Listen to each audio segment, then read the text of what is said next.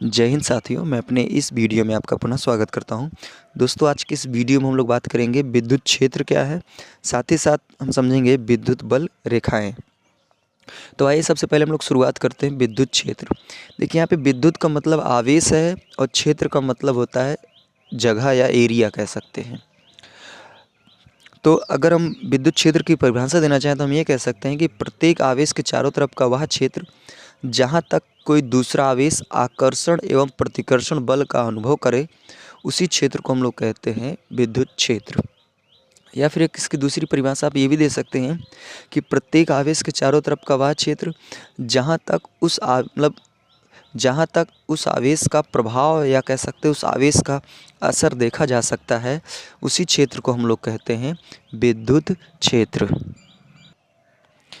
जैसे मान लीजिए कोई ये धनात्मक आवेश है, इस धनात्मक आवेश का ये इतना एरिया है, ठीक है। अगर इस एरिया में यानी जैसे धनात्मक आवेश है, तो इस एरिया में अगर कोई धनात्मक आवेश आएगा तो ये क्या करेगा, ये आवेश इसको प्रतिकर्षित करेगा यानी दूर भगाएगा। अगर मान लीजिए इसके एरिया में अगर कोई ऋणात्मक आवेश आएगा तो ये क्या करेगा, उस आवेश को अपनी ओर आकर्षित करेगा। तो कहने का मतलब ये है कि ये आवेश जितनी जगह तक, जैसे मान लीजिए इसके इतनी जगह है, ठीक है। अगर अब कोई दूसरा आवेश मान लीजिए ऋणात्मक आवेश है जो यहाँ पे रखा हुआ है, तो ये आवेश इस आवेश को आकर्षित नहीं कर पाएगा। क्यों नहीं कर पाएगा? क्योंकि ये वाला जो आवेश है इस आवेश के क्षेत्र के बाहर रखा हुआ है, तो इसलिए इसको आकर्षित नहीं कर पाएगा। तो कोई आवेश जितनी जगह तक यानी अपने से जितनी जगह तक किसी दूसरे आवेश को आकर्षित एवं प्रतिकर्षित कर सकता है, वही क्षेत्र उसका विद्युत क्षेत्र कहलाता है। अब आइए हम लोग बात करते हैं विद्युत बल रेखाएं क्या है। तो विद्युत क्षेत्र के प्रदर्शन के लिए फैराडे ने विद्युत बल रेखाओं का सुझाव दिया। इनके अनुसार यानी फैराडे ने ये बताया कि प्रत्येक धनात्मक आवेश से निकलने वाली और प्रत्येक ऋणात्मक आवेश में प्रवेश करने वाली जो काल्पनिक रेखाएं होती हैं, उन्हीं को विद्युत बल रेखाएं कहते हैं। इन्होंने ये बताया कि जितने भी धनात्मक आवेश होते हैं, इनमें से क्या होता है, कुछ रेखाएं काल्पनिक रेखाएं निकलती हैं। काल्पनिक इसलिए बोल रहा हूँ क्योंकि ये दिखाई वास्तव में नहीं देती, तो इसलिए जो चीज़ें दिखाई नहीं देती उसको हम लोग काल्पनिक बोल सकते हैं। तो फैराडे ने कहा कि प्रत्येक धनात्मक आवेश से कुछ रेखाएँ निकलती हैं बाहर, और प्रत्येक जो ऋणात्मक आवेश होते हैं इनमें वो बल रेखाएँ प्रवेश करती हैं। तो धनात्मक आवेश से जो बल रेखाएं निकलती हैं, ये बल रेखाएं जितना दूर तक फैलती हैं, वही एरिया विद्युत क्षेत्र का निर्माण करती हैं। उसी तरह जो ऋणात्मक आवेश होते हैं, ये जितने दूर तक की बल रेखाओं को अपनी ओर ले सकते हैं, वही क्षेत्र इनका विद्युत क्षेत्र होता है। तो उम्मीद करूँगा दोस्तों विद्युत क्षेत्र और विद्युत बल रेखाएं क्या है समझ में आया होगा। तो विद्युत क्षेत्र की परिभाषा ये है कि प्रत्येक आवेश के चारों तरफ का वह क्षेत्र जहाँ तक उसका प्रभाव या उसका असर देखा जा सकता है, उसे हम विद्युत क्षेत्र कहते हैं। विद्युत बल रेखाएं ये है।